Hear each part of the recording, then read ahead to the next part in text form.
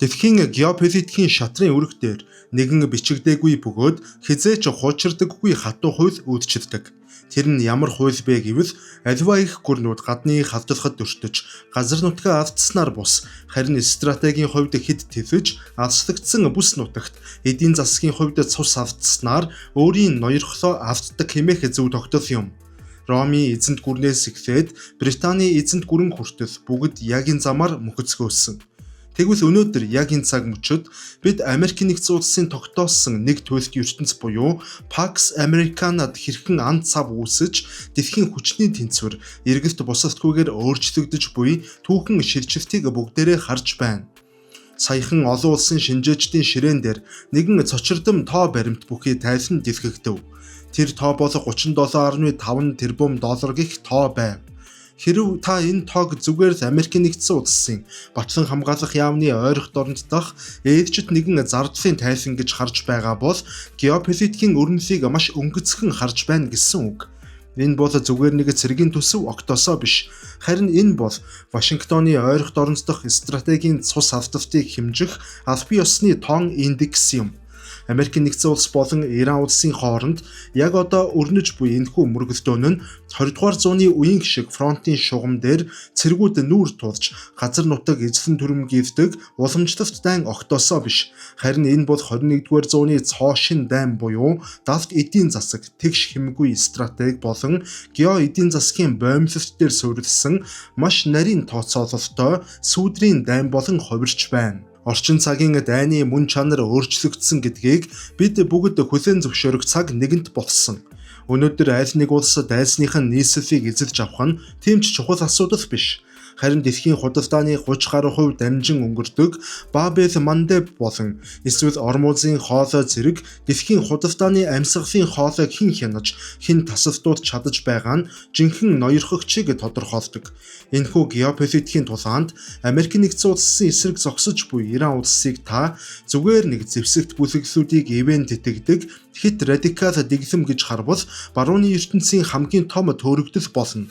Иран бол олон мянган жилийн настай, Персийн эзэнт гүрний төрийн уламжлалтай, их стратегийг хэрэгжүүлэх дээд хэмжээний аналитик чадвартай улс. Тэд Америкийн нэгдсэн улсын технологийн болон цэргийн үнэмлэхгүй давуу талыг маш сайн мэдж байгаа. Тийм ч учраас иранчууд хизээч Америктэй шууд нүүр тулгарсан уламжлалт дайн хийхгүй.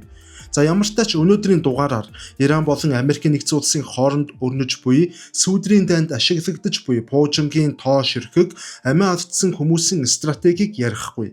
Бид энэхүү 37.5 тэрбум долларын цаана нуугдаж буй их гүрнүүдийн далд тохиролцоо мөнгөөр дайтах шин нэрний гажиг мөн ойрох дорнодын хямрал хэрхэн дэлхийн шин дэг журмыг дахин зурж байгаа талаар маш гүнзгий аналитик задлан шинжилгээ хийх болно. Олон улсын харилцаа геополитикийн тавцанд аливаа гүрний ноёрхол болон хүч чадлыг хэмжих уламжлалт ойлголтууд өнөөдөр үндсээр өөрчлөгдөж бид 21-р зууны дайны цоо шин хэв маягтай нүр тулж байна. Америкийн нэгдсэн улсын зүгээс ойрох дорнод дах сүүдрийн дайнд буюу Иран болон түүнийг дэмжигч прокси бүлэглүүдийн эсрэг сүүлийн саруудад нийтдээ 37.5 тэрбум Америк доллар зарцуулсан гэх тоо баримт нь зүгээр л нэг Пентагоны тайлан эсвэл цэргийн төсвийн тооцоолол биш. Геополитикийн шинжлэх ухааны үүднээс харвал энэ бол дэлхийн үнэмлэхгүй тэргүүлэгч бүрэн Pax Americana буюу өөрийн тогтоосон дэг журмаа хадгалан үлдэхийн тулд төлөж буй стратегийн цус алдалтын бодит өртөг гэж хэлж болно. Уламжлалт дайны онцлоор бол улс орнууд бие биедээ албан ёсоор дайн зарлаж, нийслэл хотуудыг эзлэн авч, фронтын шугамд сая цэргүүдтэй нүр тулан байлддаг. Харин Америкийн нэгдсэн улс болон Ираны хооронд өрнөж буй энэхүү мөргөлдөөн нь газар нутгийн төлөөг шууд тулаан огт биш бөгөөд олон улсын эрх зүйн хувьд ч зарлагдаагүй буюу үл үзэгдэх сүүдрийн дайн юм. Тэнгэрт Америкийн стратегийн бөмбөгдөгч онгоцнууд Ираны газар нутаг руу нэвтэрсэнгүй. Газарт явган цэрэг хэв даваагүй хэдий ч газрын дундад тэнгисээс улаан тэнгис хүртэлх тэр бүх усан мандал мөн Сир болон Ирак, Йемен зэрэг улсуудын агаарын орон зайд өдөр бүр цаг тутамд өндөр технологи асар их мөнгөөр хэмжигдэх цусалтгүй тулаанууд өрнөсөөр байна.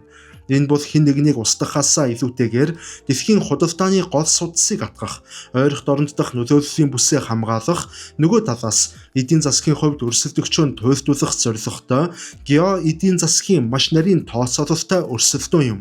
37 тэрбум 500 сая Америк доллар гэдэг бол хөгжиж буй олон улс орнуудын дотоодын нийт бүтээгдэхүүнүүдийг хэд дахин нугалсантай тэнцвүүц асар том тоо.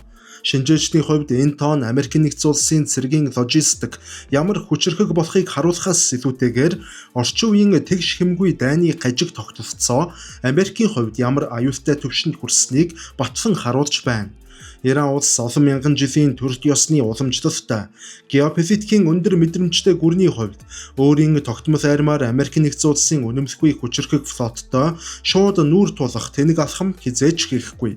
Үүний оронд тэд эсэргүүцлийн тэнхлэг хэмээх төлөөллийн бүлэглүүдээр дамжуулан Америкийн анхаарлыг сарниулж нөөцийг нь шавхах стратегийг баримталж байна.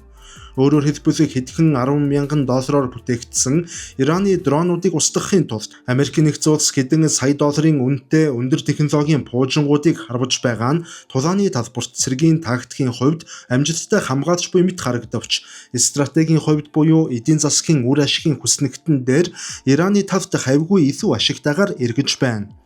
Эцсийн дүгнэлтээр хэлэхэд энэхүү үл үзэгдэх дайны 37.5 тэрбум долларын өртгөн дэлхийн хүчний тэнцвэрт бүтцийн шилжилт гарч байгааг нотлох хамгийн тод түүхэн баримт болж байна. Америкийн нэгдсэн улс энэхүү мөнгөөр өөртөө ямар ч шинэ газар нутаг эсвэл дайны олз авчираагүй бөгөөд ердөө л дэлхийн цагдаагийн хувьд геополитикийн орон зайд ухралт хийхгүй байрандаа зогсож үлдэхийн тулд ийм хэмжээний татварыг төлөж байна. Иран тэргүүтээ хүчнийхэн дэлхийн хамгийн баян гүрнийг буулган авахын тулд заавал цэргийн хүчээр ялах шаардлагагүй бөгөөд тэднийг эдийн засгийн эцэс төгсгөлгүй дарамтанд оруулж стратегийн төвчээрээр боомлох нь хамаагүй үр дүнтэй зэвсэг болохыг батлан харуулж байна. Энэ нь цаашлаад дэлхийн цэрэг улс төрийн шинжлэх ухаанд цоо шин хуудсыг нээж их гүрнүүдийн уналтаноос сүр дуйлантай дайны талбарт бус харин алслагдсан бүс нутгийн эдийн засгийн хар нүхэнд хэрхэн чимээгүйхэн сорогдож дуусаж болдгийг дэлхийн нийтэд анхааруулсан геополитикийн маш том дохио юм. Аливаа их гүрний оршин тогтнол түүний ноёрхлын хамгийн эмзэг зэг нь тэдний зэвсэг техникийн хүчин чадалт бус харин тэрхүү хүчээ дэлхийн өнцөг булан бүрт түгээн байршуулж түүнийг тасралтгүй тэжээн тэтгэх логистикийн өртөгт оршдог гэх геополитикийн зөв тогтол байдаг. Америкийн нэгдсэн улсын зүгээс ойрхон оронд дахь сүүдрийн дайнд зарцуулсан 37.5 тэрбум Америк доллар яг хаашаа юунд урсаж байна гэх асуултын хариулт нь үнэн хэрэгтээ орчин үеийн цэрэг стратегийн логистикийн хамгийн гашуун үннийг дэлгэх юм. Энэхүү асар их хөрөнгө нь дайсны нийслэлийг эзлэн авах эсвэл стратегийн шинэ газар нутаг булан авахд зориулагдсангүй. Харин дэлхийн худалдааны амин сүнс болсон стратегийн боомлох цэгүүд буюу Улаан тэнгис, Бабел Мандебийн хоолой дах Америкийн нэгдсэн улсын статус квог хэвээр хадгалж үлдэх хамгаалалтын түрээс болон агаарт уусан замхарч байгааг ойлгох хэрэгтэй. Стратегийн задаргааг хийгээд үзэх юм бол энэхүү аврах төсвийн хамгийн ихний бөгөөд хамгийн том урсгал нь Америкийн нэгдсэн улсын хүчний тусгалын цөм болсон нисэг онгоц тээвэрлэгч усан онгоцнуудыг тухайн бүс нутагт шилжүүлэн байрлуулж байлдааны бэлэн байдалд байрлуулахад зарцуулагдаж байна. Цөмийн хөдөлгүүртэй нисэх онгоц тээвэрлэгч хөлөг онгоцнууд өөрийн дагалдах сөнөөгч онгоцнууд шумбагч онгоц болон 5,000 гаруй хүний бүрэлдэхүүнтэйгээр далаад нэг л өдөр байрлахад хэдэн 10 сая долларын үйл ажиллагааны зардал гардаг. Америкийн нэгдсэн улс хуурай замын дайн хийхээс зайлсхийж зөвхөн тэнгисийн хүчээр бүс нутгийг хянах стратегийг сонгосон нь алсын зайнаас нөлөөгөө тогтоох хамгийн аюулгүй арга мэт боловч эдийн засгийн хувьд энэ нь өдөр шөнөгүй мөнгө залгидаг стратегийн хар нүх болон хувирч байна. Өнөөдөр тэд ойрхон орондыг орхин гарах ямар ч боломжгүй болоод байгаа. Учир нь Америкийн нэгдсэн улс гэрүү бүс нутгийг орхичих бол Америкийн нэгдсэн улсын эзгүй дүүсэх эрх мэдлийн хоосон орон зайг Иран болон түүний ард зогсож буй Хятад болон Орос зэрэг улсууд тэр даруй нөхөж дэлхийн эрчим хүчний тээвэрлэлтийг өөрсдийн хяналтанд оруулах эрсдэл үүснэ. Харин хоёрдугаарт гэвэл зардлын хамгийн ноцтой бөгөөд гео эдийн засгийн хувьд алдагдaltaй хэсэг нь тэгш хэмгүй агаарын хамгаалалтанд чиглэж байна. Ираны зүгээс технологийн маш хямд шийдлэр буюу хэдхэн 10 мянган долларын өртөгтэй шахаад зэрэг камиказе дронууд болон энгийн баллистик пуужингуудыг Йемен дэх Хути бүлэглэлүүдээр дамжуулан тасралтгүй харваж байна. Эдгээр зэвсгүүд нь Америк нэгдсэн улсын хөлөг онгоцнууд болон дэлхийн худалдааны чингэлэг тээвэрлэгчдийг устгах зорилготой. Харин үүний эсрэг Америк нэгдсэн улс нь хэдэн сая доллараар үнэлэгдэх стандарт мissile загварын өндөр технологийн пуужингуудыг харваж агаарт нь амдан устгахаас өөр аргагүй байдалд хүрэв. Мөн сөнөөгч онгоцнуудыг агаарт хөөргөж дрон устгах ажиллагаа нь шатхуун болон эд ангийн илэгдэл логистикийн хувьд асар өндөр өртөгтэй байдаг. Энэ бол Ираны зардлын дарамт учруулах төгс стратеги бөгөөд 20 мянган долларын зэвсгээр 2 сая долларын пуужинг устгуулж Америкийн батлан хамгаалахын төсвөөс системтэйгээр цус алдуулж буй үйл хэрэг юм. Тэгвэл 3 дугаарт гэвэл энэхүү хөрөнгийн үлэмж хэсэг нь тагнуул болон ажиглалтаас судалгаа, урьдчилан сэргийлэх цохилтын ажиллагаанд зарцуулагдаж байна. Ойрох дорнод дахь Ираны прокси сүлжээний хөдөлгөөнийг тогтмол хянахын тулд сансрын хиймэл дагуулууд алсын зайны тагнуулын дронууд 24 цагийн турш тасралтгүй ажиллах шаардлагатай болдог. Түүнчлэн Ирак, Сир, Йемен дэх зэвсэгт бүлэглэлүүдийн агуулах, пуужин харуулагч төхөөрөмжүүдийг устгахын тулд өндөр наривчлалтай бөмбөг, далавчт пуужин, Tomahawk зэргийг ашиглан агаарын цохилт өгсөөр байна. Гэвч эдгээр байнууд нь ихэвчлэн Ираны зүгээс амархан нөхөгдөх боломжтой, стратегийн хувьд тэмч үндэс нь багатай дэд бүтцүүд байдаг тул Америкийн өндөр үнэтэй цохилтууд нь дайсныг үндсээр нь устгах бус ердөөл өвс хадах төдий үр дүнг үзүүлсээр байгаа. Ингээд дүгнээд хэлэх юм бол энэхүү 37.5 тэрбум доллар нь Америк нэгдсэн улсын геополитикийн тавцсанд ямар нэгэн шинэ давуу тал эсвэл ирээдүйн стратегийн хөрөнгө оруулалт огтосоо авчирсангүй. Энэ мөнгө ойрох дорнодын элсэн цул Тэнгисийн мандал дээгүүр зүгээр л салхинд хийсэн алга болж байна.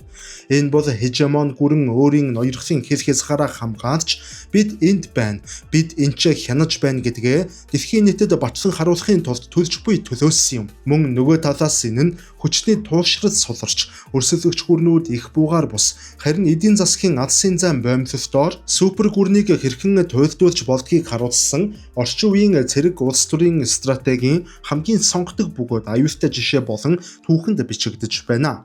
За тэгвэл одоо үргэлжлүүлээд энэ яриад байгаа тэгш хэмгүй дайны талаар баг зэрэг дэлгэрүүлэн ярив. Эндээс бид нөгөө алдартай математикийн гажигтай шууд нүр тулж байна. 20 мянган долларын зэвсгийг устгахын тулд 2 сая долларын пуужин харуулах нь нэгийг харьцах 100-гийн үнэмлэхгүй алдагдaltaй эдийн засгийн тэгшэтгэл юм. Тэнгэрт Америкийн пуужин Ираны дроныг устган дэлбэрэх үед олон улсын хэвлэл мэдээллээр Америк нэгдсэн улсын тэнгисийн хүчин дайсны халдлагыг амжилттай хамгааллаа хэмээн мэдээлж тулааны талбар дээр Америкчууд ялж байгаа мэтээр дэлхийн нийтэд харагддаг. Гэвч геополитикийн болон батлан хамгаалахын эдийн засагчдын хувьд тэрхүү тэнгэр дэх дэлбэрэлт нь Америкийн төсвөөс 2 сая доллар салхинд хийсэн алга болж Ираны 20 мянган долларын хөрөнгө оруулалт өрсөлдөгчөө 100 дахин их охиролт оруулсан стратегийн гайхалтай ялалт болон бүртгэгддэг. Энэхүү тэгш хэмгүй дайны хамгийн аимшигтай үр дагавар нь зөвхөн санхүүгийн алдагдaltaч байдаггүй бөгөөд аж үйлдвэрийн нөхөн сэргээх хурдад оршдог. Америк нэгдсэн улс хэдийгээр мөнгө хэвлэж чадах ч гэлээ. Тэдний батлан хамгаалах аж үйлдвэрийн цогцлбор нь жилдээ хэдэн зуун ширхэг наривчлалтай SM пуужин үйлдвэрлэх хүчин чадалтай бөгөөд нэгийг хийхэд хэдэн сарыг шаарддаг. Гэтэл Иран болон түүний холбоотнууд гар аргаар шахуу сар бүр хэдэн мянган дроныг угсарч гаргах боломжтой. Хэрв дайсан өдөрт 50 дрон харвал Америк нэгдсэн улс өдөрт 100 сая долларыг шатаагаад зогсохгүй үндэсний аюулгүй байдлынхан баталгаа болсон пуужингийн стратегийн нөөцөө хэдхэн сарын дотор бүрэн шавхах бодит аюул нүрлэх юм. Иран улс нь Америк нэгдсэн улстай нүр тулсан фронт дээр буудалцаж тэдний усан онгоцнуудыг шууд чивүүлэхийг хизээч гол зорилгоо болоогүй. Тэд ердөө дэлхийн хежемон гүрнийг эдийн засгийн хувьд мянган удаа зүсэж цус алдуулах эртний Персийн эзэнт гүрнээс улбаатай шалгарсан стратегийг орчин үеийн хямд технологитой хослуулан төгс хэрэгжүүлж байна. Эцсийн дүндээ 21-р зууны геополитикт цэрэг технологийн давуу байдал нь өөрөө өөрийнхөө хамгийн том дайсан болон хувирдгийг энэхүү математикийн гажиг батлан харуулж байгаа юм.